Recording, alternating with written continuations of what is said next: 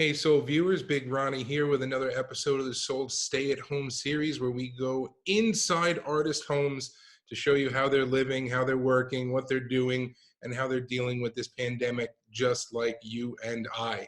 Artists are people too. They put their pants on one leg at a time, if they're wearing pants that day. I hope our next guest is. I won't ask him to stand up. But before we get there, to support Sold Magazine, please take a look at our Patreon page, patreon.com/Sold Magazine. And to support artists today, please take a look at their shops. Buy a print, something small, show your support. If you can afford it, please commission an artist to do something for Corona or pandemic time. A little something to remember this. I for one, am now I don't think this is the end of the world, but we just have to take it serious and get through it. So I would like to know how we're getting through it with our next guest, Mr. Rubin 415. How are you today? I'm doing good. How are you doing? Very good. I'm going to hit you with a whopper as soon as we start. Do you know what you were doing exactly 1 year ago today? May 4th, 2019. I know what you were doing. I have no idea. You were talking to us at Moniker. We interviewed you for the first time exactly a year ago today, believe it or not. Get out of here. It's our anniversary. What'd you get me? Whoa. And I mean, it's total coincidence. I suggested today only because I wasn't able to make it yesterday, but I had no idea it was exactly 1 year ago we spoke at Moniker's. Seems such a long time ago. If I would have asked you a year ago what you thought you'd be doing today, I doubt you would have said lockdown and pandemic. No, I mean, if you would have asked me like 3 months ago, or the last day I was in my studio, which is kind of ironic. It was Friday the 13th of March. I knew that I wasn't gonna go back in a while, but I didn't think it was going to last this long. And I mean, it's still very, very far from over. I mean, I'm still at home, just like most people and you guys. So your work is not only fine art canvas, but you have a graffiti background, and a lot of your work is public and on the street and huge. You do some very big walls. How are you handling not being able to go outside and do that public work now? My whole spring, pretty much the rest of the year I had a full schedule, especially the spring. They were all mural commissions, big, smaller, indoors, outdoors, and everything just got canceled, rescheduled, postponed, whatever you want to call it, basically overnight. And it was very scary because that's what brings food on the table for me and my family. And literally everything got shut down overnight. And I guess most people were dealing with same things. And especially the first week was all so surreal, and honestly painting felt very unimportant because we were dealing with life and death. Well, unless you're a doctor, you have to go with what you know, and painting and creating is who you are. How is it? I imagine that you're the type of person that when you're working, on indoor stuff, you can be immersed in it and stay there for 10 hours a day. But how is it? How are you holding up on all the indoors work? I mean, the first days I was like, what can I do to, is there anything I can do to, help the situation? And then I was like, there's only one thing I know how to do well, and it's the paint. And I was like, all right, I'm at home. When I left my studio on Friday, the March 13th, I took one plastic case with the smallest canvases, or they're actually wood panels, 6x6, just a few colors, few brushes. And I opened the box and I was like, all right, it's time to get to work. Like maybe if I just do what I do, you know, I can I actually add something that's, you know, so depressing to watch the news and just be paranoid. So I'm just gonna get to work with whatever I got. And I was like, my studio building is still closed. We live in a small apartment like most people. So my wife ordered a small, it's like 3 by 3 foot table on Amazon, and I put it in the corner of my son's bedroom. I'm still here occupying his bedroom. He's not happy about it. I keep the door behind me locked. Like I try and maintain as normal work routines as I can. So like around 8 and 9 in the morning, I lock myself in here and try and do a work day with the stuff that I have. I'm starting to run out of. I only have these very small paint containers, but I still have some paint left. Do you, So do you think that this is going to be a yeah. time for you to really catch up on old projects or catch up with people, or is this a time to dig deep and try to come up with something new? Um, that's a good question. I've been trying to, I mean, having most of my family overseas in Scandinavia, uh, I've spent more time, not on Zoom, but on like Facebook Messenger, making sure like um, definitely communicating a lot more with family and not not really catching up on old projects. What I do, especially with the murals, there's only always two parts. It's the part prior to painting and installing, which is more work than most people know. Especially in my case, I spend so much time doing everything I do starts with pencil and paper, doing sketches. Some projects they want to see colored renderings, which I don't like doing, but I have to. So I've been doing a lot of the work that needs to be done prior to projects, which I hope will still happen, or I know most of them will happen. So it's been a good opportunity for me to really take my time. I usually I always been so busy. I struggle. I never have enough time for anything. So I've had time to really work on the work prior. So I'm very well prepared for some of the upcoming projects that are coming whenever it's happening. Now, who are you quarantined with and where? uh, on the Upper East Side with my wife and our 4-year-old son. And how's that going? Who's driving who crazy more? I think I'm driving myself crazy. Oh, Uh, now, the mental part can be, I really need daylight. I need to be outdoors. So that's been my biggest challenge. I didn't go out at all the first 3 or 4 weeks. Now I just went outside for the first time in 3 days. I had a deadline for some sketches and stuff that just had to be done first thing Monday morning. So I just totally locked myself in here Friday morning and finished earlier this morning and went out. And I'm happy I went. Weather was beautiful. Now it's getting cloudy, I can tell. are you watching any adult TV? News?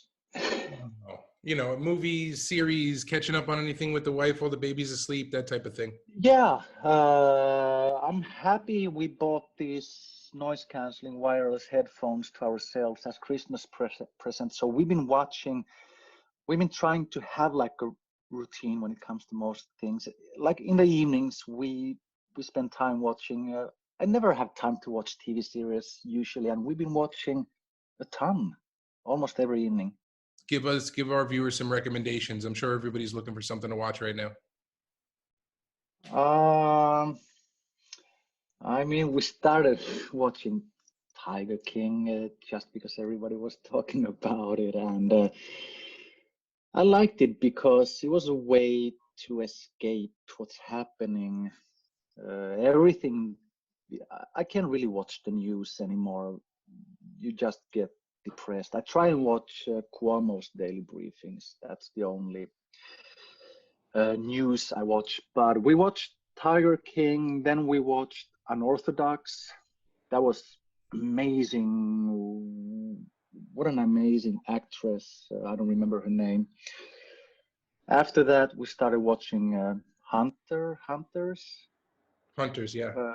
Yeah, watched the entire season. It was great, except towards the end, it got a little. I don't know what happened. How about, let's talk about And food. Are we trying new things? Who's the chef in the house? What are we eating? What do we miss from outside? All of it. we've been lucky. Our son's preschool has been delivering food to us twice. Uh, Incredible. I don't know what we would have done without it. So we eat whatever we're getting, and then we order from Prime. I guess my wife is the chef. I'm here trying to do work so we don't become homeless. What do you watch with your 4-year-old? He only likes to watch one series. It's something called Classical Baby, and I'm super happy he's watching it. It's basically art and music themed um, cartoon series for kids. So they get a nice introduction to music and art. Classical Baby. He watches it all the time, but it's okay. Is he at the age where this is affecting him past just not going out every day, or how's he holding up? He really it's tough. He's restless. He understands that everything is not okay. He sees us wearing the face masks, but I think he's the one holding up the best of us three. So he's a trooper. Now, what are the so Upper West, Upper East? You said when you go out, what is the neighborhood like? You said you went out for the first time in a couple of days. I'm hearing horror stories where the parks are crowded and people are not respecting the stay-at-home order. What is it like by you? The park is a nightmare. Uh, we have found a safe spot under a big tree, and I've done a lot of research finding the safest route to our safe spot. But it I mean, most people they do their best, but I'm surprised by how many, especially being a runner myself, I wouldn't go out running the way I do because it's difficult to practice social distancing, and it's just too crowded, and it's I don't stop getting surprised by the situation in the park. So what I do is I'm a summer guy, but now I just have too much angst when I wake up and the weather is good. So when the weather is bad, we go out early, like 7, 8 in the morning. Or if it's a rainy day, it's great because there's not a lot of people. So we go early, and good days like yesterday, I wasn't even thinking about going to the park. Uh, so weather dictates, and especially, I mean, who likes to wear a mask?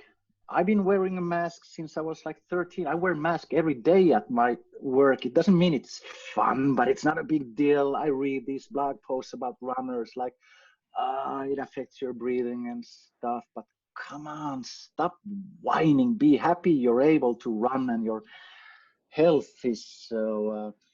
And it's also a way, even like people say medically, like blah blah blah, but it's a way to show solidarity. Like it's the mental part of, if everybody else is not wearing the mask, you start to think like, maybe it's okay. So it's a way to show, you know, mental support too. And the situation in the park is, especially the runners, I don't get it. Do you guys take part in the 7 o'clock clap every day? Yeah, super important, and I agree. it, Absolutely.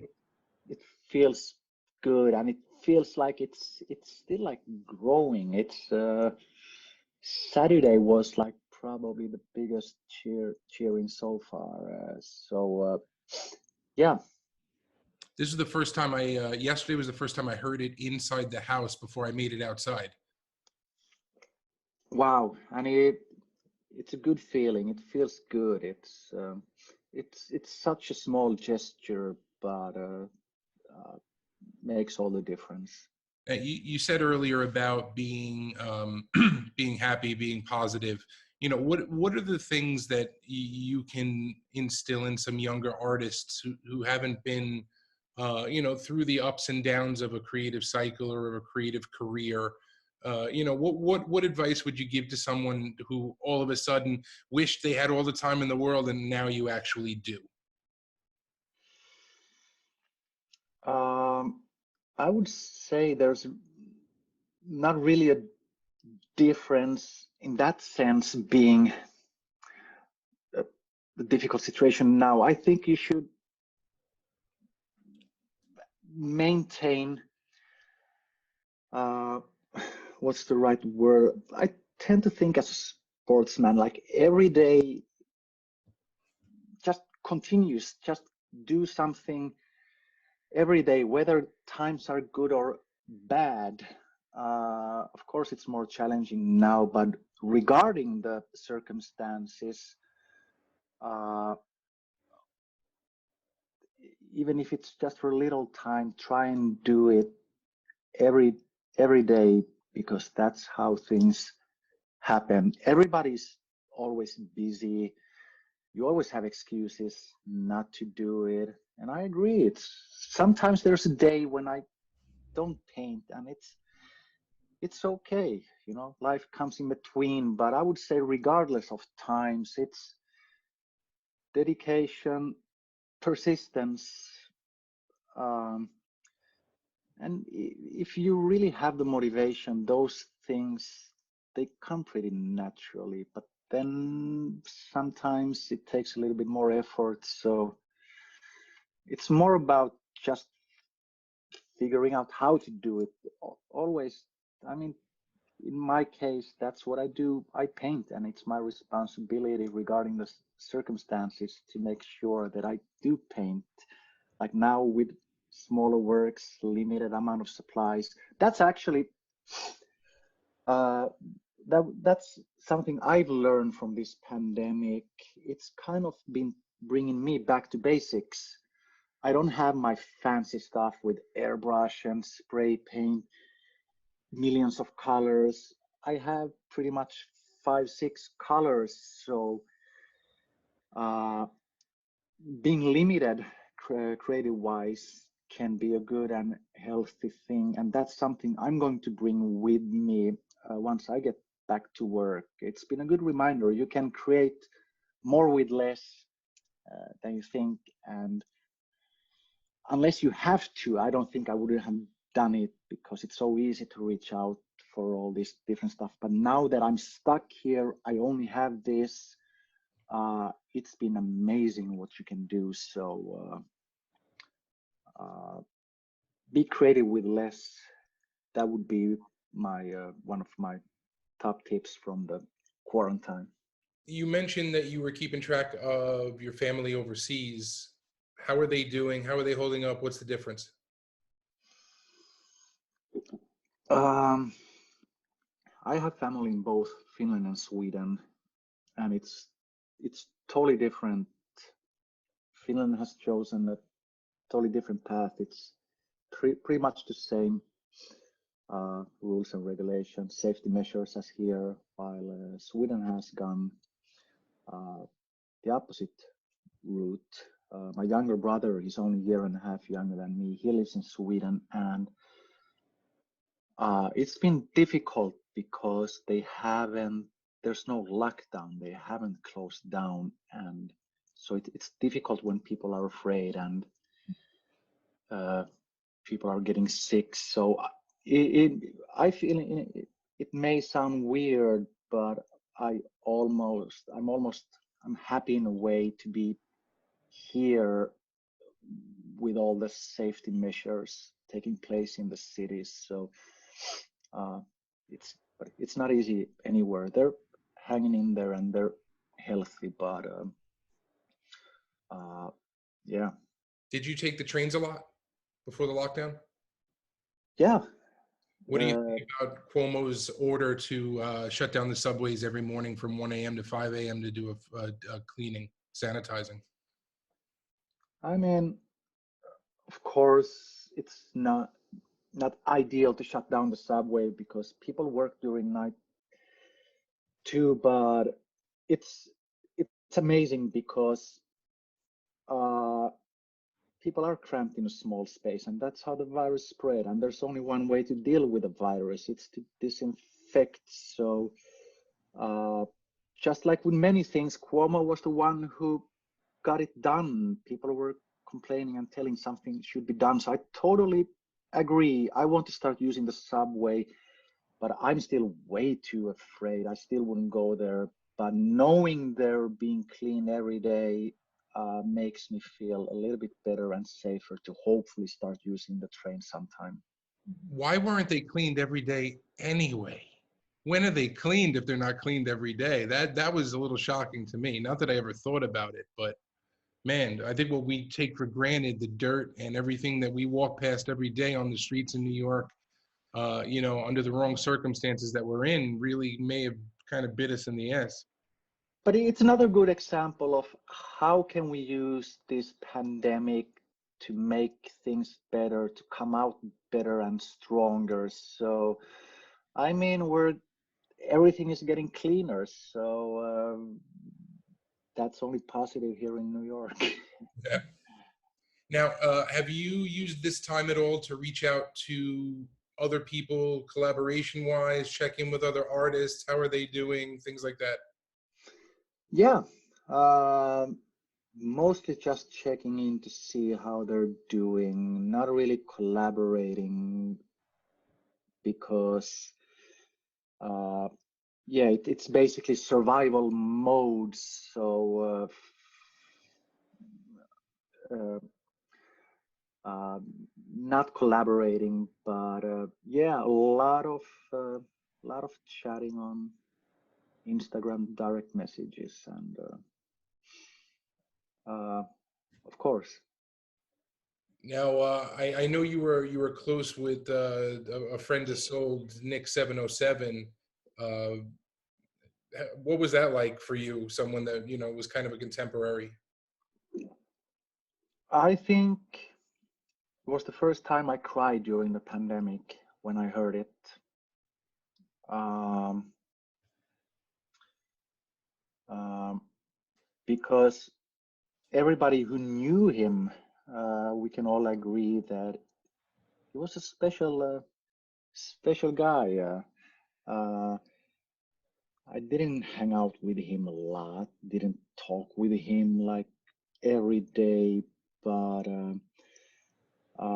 we kept in touch, and I never stopped getting surprised how supportive he was always like commenting on my Instagram posts in a way that, um, yeah, I was like, he was genuinely happy and supporting, and his feedback meant a lot coming from somebody who invented, uh, what became to be my life, graffiti. So many things I do that, originates from what he did. So it meant a lot. Uh, just being positive, positive energy, and it's gonna be noticeable. Like, how many of those pioneers still have their name up and running on his train, and his stuff he did with the signs and brought in all the other pioneers. uh, he was the only guy doing that, and that will be very much missed. I agree. He was one of a kind for sure. Now, hopefully we gets better. I didn't see the. I was prepping for the meeting today. I didn't see Cuomo's numbers, but hopefully the deaths went down again, the hospitalizations went down again.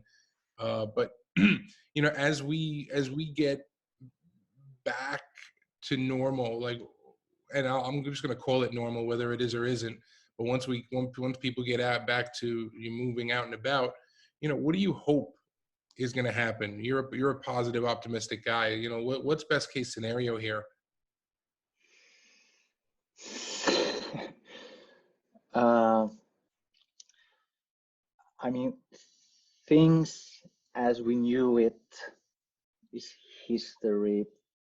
It's starting to become more and more clear that we're not gonna go back to how things were before, which is necessarily not a bad thing, because I try and always see, how can you turn something bad into something good.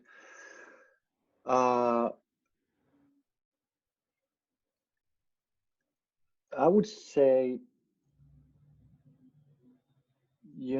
just to have people realize how fragile everything is, and be a little bit, what really matters. It's not money or things. It's been a good reminder for me too. Just be able to go outside and enjoy the weather. Uh, little less hectic, but I think things usually they fall back into, people tend to forget really fast. Uh, What do you think our community can do? The small gallery New York community can do to really contribute, or at least not, keep the same silliness going.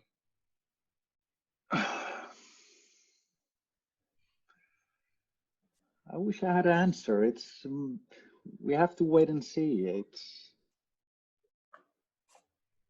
It's a difficult question to answer to. I think first and foremost, we all struggle and just trying to, get out of our head above the surface, and then start looking forward. But I hope this is a reminder that, makes people care a little bit more about each other, and I think that would go a long way. A little Uh, more appreciation. I agree, man. yeah, We appreciate you. We appreciate your work, Rubin. Thank you very much for your time today. It was a quick half hour. I think the last interview went by super quick too. But before I let you go, can you please let our viewers know where they can find you online, your hashtags and such? yeah, sure. So people can find me. My social media handle is Rubin415, and my website is also Rubin415.com. And I'm also going to show you what today's work. So here's my next small piece. After a few hours, I sketched out the design and started figuring out which color goes worse. So Very cool. I'm hoping to finish this tomorrow. So they're kind of my chronicles over this crazy time. I make like one per week and try and relate to what's been the latest progress during the week. So it feels good now because things go in the right direction. So I feel there's a little bit more positivity going into the pieces. Well, that's great. And thank you again for your time today. We really appreciate the chat. Stay positive, stay happy, stay working, and we can't wait to chat with you again. Thank you so much. And you guys stay healthy too. And thank you so much for having me. Appreciate it. All right, brother. Have a great day. All right.